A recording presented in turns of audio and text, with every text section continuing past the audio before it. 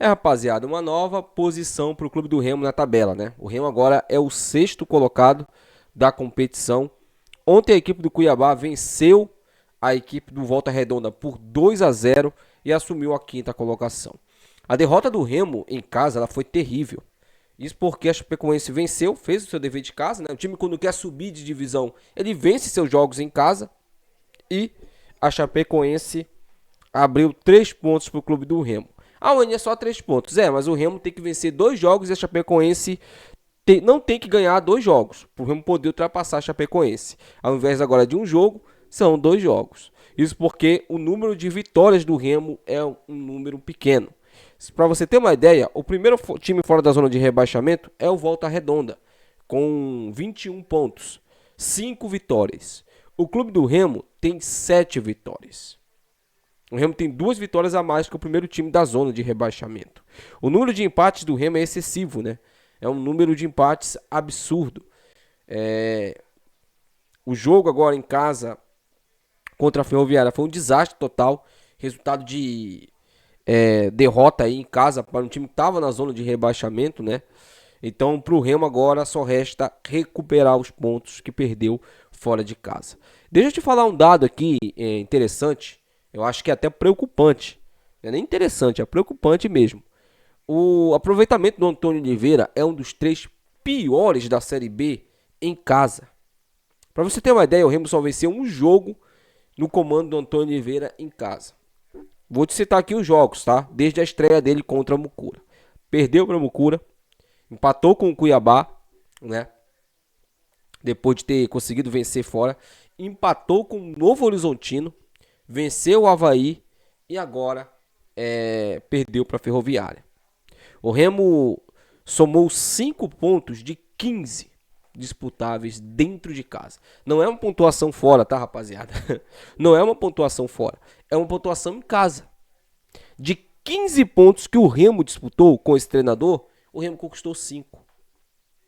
Como é que um time quer subir para a Série A do Campeonato Brasileiro se o time conquista 5 de 15 pontos em casa?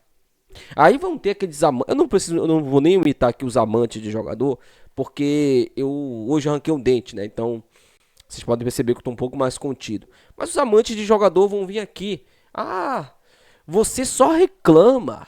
Tá maravilhoso, né? Não tem nada do que reclamar, né? O Remo tá jogando bem, o time tá organizado, o treinador sabe o que tá fazendo. Tá maravilhoso, não tem nem o que reclamar, não tem nem o que questionar não, né?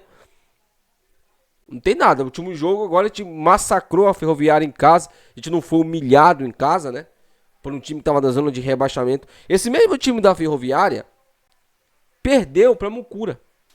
Esse mesmo time da Ferroviária que venceu a gente. E detalhe, tinha o Carlão. Nesse jogo agora não tinha o Carlão. O centroavante artilheiro deles. Então é motivo sim pra você estar indignado. É motivo sim pra você estar puto. A folha do Remo salarial, pelo que foi divulgado aí nos últimos dias, é a segunda maior da Série B. A folha salarial do Remo é maior que a do Goiás, é maior que a do Novo Horizontino, é maior que a da Chapecoense, é maior que a folha do Coritiba. A folha do Remo só não é maior que a do Atlético Paranaense. E o time é o sexto colocado da competição. Aonde? Mas o Atlético tá lá embaixo também. Gente, vocês acham que o Atlético vai ficar todos os anos assim? Fazendo campanhas ruins? Ano que vem eles vão estar na ponta. É só organizar uma aresta aqui, outra ali. Pronto. Ano que vem eles sobem com uma mão na costa. Igual como o Cruzeiro subiu. Quando eles se organizarem internamente, já era. Esse ano eles podem até não subir. Mas ano que vem eles vêm forte. Porque o aporte financeiro lá é alto. Do Remo não é. O aporte do Remo é limitado. O Remo, ele tá ali fazendo cálculos para poder manter suas contas em dia. A gente não pode ficar patinando numa competição aonde a oportunidade de subir é agora. E você não pode romantizar isso. Você, meu amigo torcedor, não pode pensar que a campanha que o Remo está fazendo é uma campanha que você tem que aplaudir. Não, é sexto colocado. Tá ótimo. Poderia estar mais, gente. Se a gente ganha os 10 pontos que esse português perdeu em casa, a gente hoje era o líder da Série B. Eu vou repetir o que eu falei aqui pra você. Vou repetir aqui. Se o Remo ganha os 10 pontos em casa, os 15 que o Português conquistou à frente do Remo, os 15 pontos dos 5 que ele conquistou, o Remo era o líder com 40 pontos da Série B. Mas não dá pra ganhar todos os jogos em casa. É verdade, não dá. Mas também não dá pra você, de 15 pontos, ganhar apenas 5.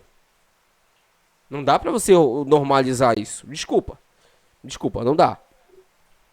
E falando agora aqui sobre o jogo, né, contra a equipe do América, nós vamos enfrentar um time que vem numa crise braba, tá? O América, se eu não me engano, ele tá com a mesma pontuação do Volta Redonda, né, que é o primeiro time da zona de rebaixamento. Então, alguns detalhes separam o América da zona de rebaixamento. Se perder para o Remo ou não vencer o Remo, o América fatalmente terminará a rodada número 21 na zona de rebaixamento. Então, é um time que vai no desespero contra a gente. Vai sem técnico, conturbado internamente, com problemas sérios internos, o América. O Remo tem que se aproveitar disso. De alguma maneira tem que se aproveitar disso. E tem que vencer o jogo. Por isso que eu digo pra vocês. Se não ganhar do América, tem que mandar o Português embora. Não tem conversa. Não tem papo. Se perder pro América, tem que pegar o Português. Olha, toma, pega o teu bacalhau, volta para Portugal e traz um treinador que possa pelo menos colocar esperança nos nossos corações. Porque a cada jogo que passa com o Antônio Oliveira, essa esperança diminui do torcedor. Eu falo isso porque eu converso diariamente com vários torcedores. E esses mesmos torcedores falam a mesma coisa. N, tá difícil, cara. Tá difícil. Nessa última derrota agora, eu juro pra vocês, eu recebi 25 mensagens de torcedores do Remo, Instagram, WhatsApp. 25 mensagens. Se vocês quiserem, eu mostro pra vocês. Torcedores do Remo pedindo pra mim mandar o Português embora. Pedir pro Português. N, pelo amor de Deus, pede pra esse cara ir embora. Fala com a diretoria, cara. Esse cara tem que vazar daí. 25 mensagens, gente. Isso, a cada jogo que passa do Remo não jogar bem, isso vai aumentar. Aí, o estádio Olímpico Mangueirão, que deveria ser um alçapão, vai virar uma panela de pressão. Porque o torcedor vai pra lá, quando der 30 minutos, o torcedor já vai estar enchendo o saco do time em campo. Por quê? Porque o time não vai estar performando ali de uma maneira que deixe o torcedor contente. E a cada momento que passa isso... Então, por isso que eu falo, a vitória contra o América, ela é importantíssima. Ela é fundamental. Vamos falar de dois jogadores que deixaram o clube do Remo recentemente, né? O Adailton já tá, inclusive, no Japão, batendo foto lá, né, nas redes sociais dele, lá no Japão. Boa sorte para o Adailton lá, né?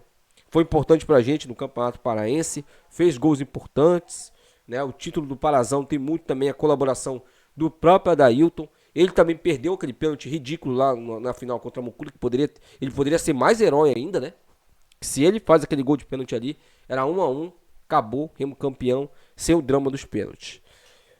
Mas, boa sorte para Adailton no seu novo time lá no Japão. E também o Maxwell se apresentou lá na Indonésia, tá, gente? O Maxwell foi vendido para a Indonésia e o valor que me foi passado é de 2 milhões mesmo, tá? Não aquele valor que o Abner disse. O valor que me foi passado de informação é de 2 milhões sim, tá? Aliás, de 1,8 milhões, para ser exato para vocês.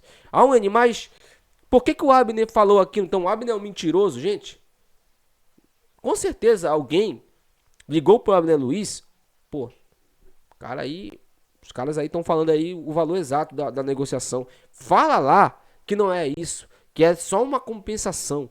Fala lá que não é isso. Para que senão, quando a gente for prestar as contas, a gente não vai prestar as contas do valor. Isso acontece, tá? Isso acontece. Tô falando para vocês nenhuma hipótese não. Se a gente for prestar as contas lá, a gente vai ter que prestar o valor total. Então, Abner, fala lá para nós lá. E o Abner, como ele é jornalista, né? Ele recebeu a informação e repassou. Simples. Então você está afirmando que o Abner está de comboio com os caras lá dentro. Não. Eu estou falando que com certeza o Abner recebeu essa informação de que o valor era 300 mil reais e passou a informação. Como qualquer outro jornalista. Se o Magno Fernandes tivesse recebido essa informação, ele também publicaria. Se o Júnior Cunha tivesse recebido essa informação, ele também publicaria. Então, É a função do jornalista trazer a informação que lhe é passada. Só que enquanto o Remo não mostrar, e não vai acontecer isso, tá? Não espere que isso vá acontecer. O recibo ali de que foi pago os 300 mil só apenas, eu não vou acreditar nesse valor, não. Eu não vou acreditar. Você acreditou que o Remo vendeu o Maxwell só por 300 mil? O contrato do cara era de mais de um ano. Era até final do ano, se eu não me engano. Do ano que vem, não desse ano. Do ano que vem, o contrato do Maxwell. E aí?